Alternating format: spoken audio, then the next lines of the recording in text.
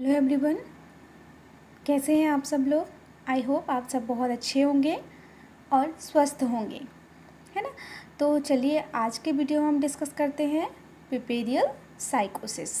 पिपेरियल साइकोसिस मैं पहले वीडियो में आपको सबको बता चुकी हूँ कि पिपेरियल पीरियड क्या होता है। पिपेरियल पीरियड वो पीरियड होता है जिसमें आफ्टर डिलीवरी मतलब डिलीवरी के बाद जो 6 वीक्स का जो पीरियड होता है, जिसमें आपके रिप्रोडक्टिव ऑर्गन्स, जो मदर है उसके रिप्रोडक्टिव ऑर्गन्स क्या होते हैं, अपने प्री नॉन प्रेग्नेंट स्टेज पर रिटर्न होते हैं। ठीक है, उस दौरान हमें रुब्रा भी दिखाई देता है ना।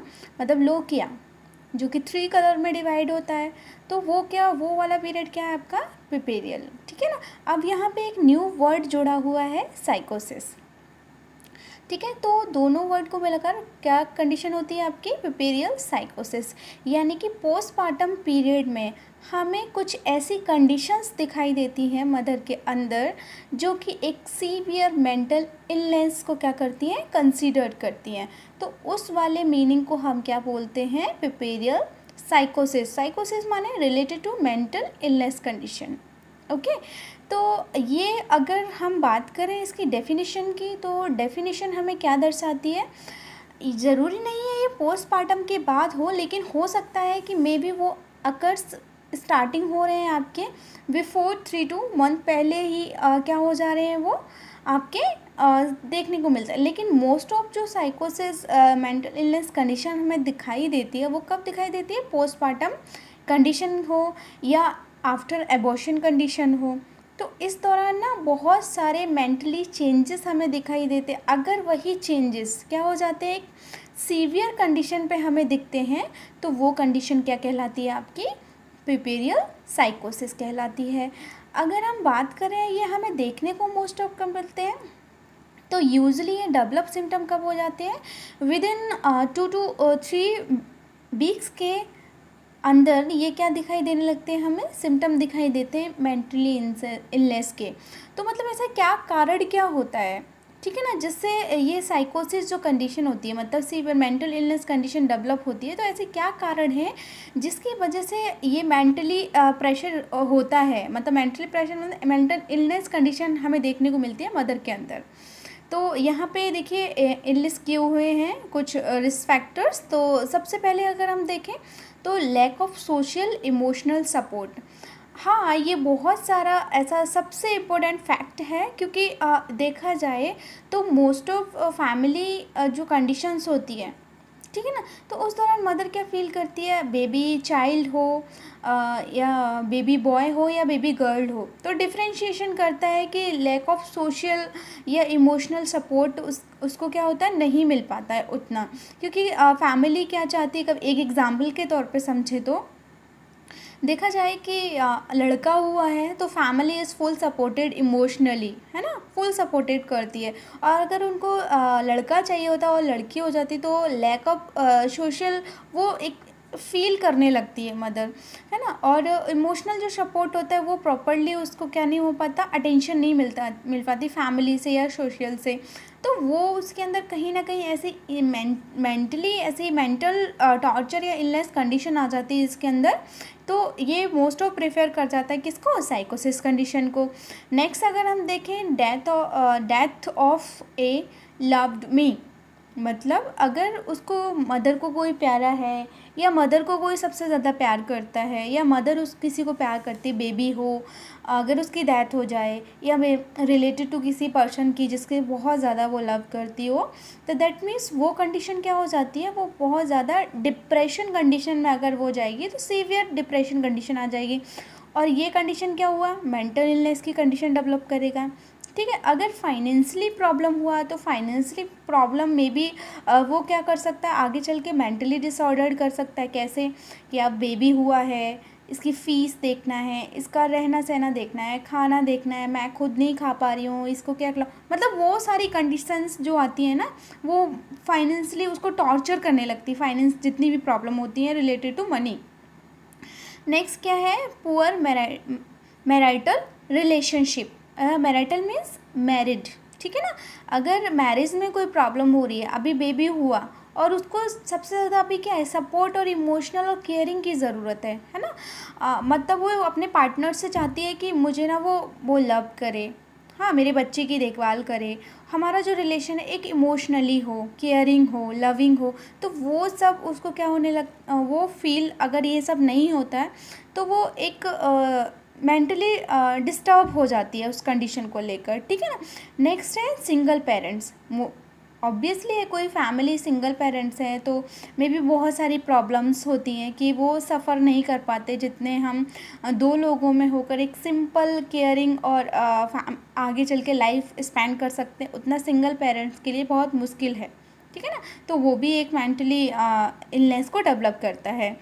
देखा जाए चाइल्ड केयरिंग स्ट्रेस, हाँ ऑब्वियसली एक जो प्राइमरी मदर होती है उसको स्ट्रेस कंडीशन होती है कि उसे नहीं पता कि चाइल्ड की केयर कैसे की जाएगी, कहीं कुछ हो गया या मेरे हाथ से कुछ हो गया, मेरे हाथ से बेबी गिर गया, कैसे करूँ क्या करूँ। मतलब ये सारी कंडीशंस जो होती हैं तो वो स्ट्रेस कंडीशन में भी जा सकती है। अगर उसने सीवियर ये कंडीशन आ गई तो वो कंडीशन एक साइकोसिस में डेवलप हो सकती है। ओके, नेक्स्ट अगर हम देखें तो पेरीनेटल एंजाइटी। ऑब्वियसली कि पेरेंट्स बनते थोड़ी बहुत तो एंजाइटी होती है ना, क्योंकि जितनी खुशी होती है उससे ज़्यादा हमें बहुत ज़्यादा एंजाइटी फील हो जाती है ना, मतलब नर्वसनेस होती है बहुत ज़्यादा कि बेबी हुआ है, सब कुछ मतलब आफ्टर अब बेबी को लेकर, अपनी बॉडी को लेकर, अपने इन्वायरमेंट को लेकर, फैमिली को लेकर बहुत सारी ऐसी कंडीशंस होती हैं तो वो एंजाइटी डेवलप हो सकती हैं उस कंडीशंस में, ठीक है। नेक्स्ट यहाँ पे देखें हम फैमिली हिस्ट्री हो या कोई पहले से ही मेंटल डिसऑर्डर चला रहा हो मदर को, तो वो भी प्रेफर कर सकते हैं साइकोसिस को। लेबर पेन की वजह से, इन्फेक्शन की वजह से, side effect of the medication, किसी मेडिकेशन का साइड इफ़ेक्ट हुआ जिससे क्या हो उसको जैसे हुआ एग्जाम्पल फॉर प्री एक्लेम्शिया, अगर वो ज़्यादा सीवियर हो तो क्या हो जाता है मेंटली क्या आपको सीज़र आने लगते हैं, ठीक है ना। तो सीज़र की कंडीशन क्या हो जाती है, धीरे धीरे वो हो सकता है कुछ ऐसा डिस्टर्बेंस हुआ हो कि वो साइकोसिस कंडीशन अपीयर हो जाए, ठीक है ना। नेक्स्ट है सेप्सिस। ये बहुत मतलब काफ़ी मैंने इनलिस्ट करके रखे हुए हैं तो आप देखिए एक बार, है ना। नेक्स्ट है साइन एंड सिम्टम। अगर हम साइन एंड सिम्टम की बात करें तो साइन एंड सिम्टम में क्योंकि देखो जो फैक्टर्स हैं वही हमारे अपीयर होके हमें क्या हो जाते हैं, जब हम किसी चीज़ को सोचते हैं तो सामने वाला बंदा नहीं देखता कि हम क्या सोच रहे हैं, हमारी कितनी सैडनेस है। लेकिन जब हम बहुत ज़्यादा डीप कंडीशन में चले जाते हैं तो वही डीप कंडीशन जो हम सोच रहे हैं वो हमारी बॉडी के क्या दिखाई देने लग थ्रू बॉडी हमें दिखाई देने लगता है बाहर कि हाँ ठीक है, अगर हम सोच रहे हैं तो हम बहुत ज़्यादा स्ट्रेस कंडीशन में हैं। और स्ट्रेस कंडीशन में होते हैं तो अगर हमें कोई बोलता है तो हम प्रॉपरली उसका आंसर नहीं दे पाते, क्योंकि हम उस चीज़ में फोकस नहीं कर पाते। क्यों नहीं फोकस कर पाते, क्योंकि हमारे अंदर, हमारी माइंड के बॉडी के अंदर क्या चल रहा होता है, बहुत ज़्यादा कॉम्प्लिकेशन चल रहा होता है, ठीक है ना। बहुत ज़्यादा डिप्रेशन, एंजाइटी, बहुत ज़्यादा कन्फ्यूज़न टाइप का। तो एक जब किसी से कोई आंसर पूछता है ना, जब उस मदर से कुछ भी पूछोगे तो वो एक एक्यूरेट आंसर नहीं देगी। क्यों नहीं देगी, क्योंकि उसके माइंड में बहुत सारी चीज़ें चल रही होती है related to child, related to body, related to family. तो वो आंसर कैसे देगी, कन्फ्यूजिंग वाले। तो वो मदर जो दिखेगी ना, मतलब फेस उसका समझ में आ जाता है कि मदर है, कन्फ्यूज़न है, मतलब कन्फ्यूज़न क्रिएट हो रहा है उसके अंदर।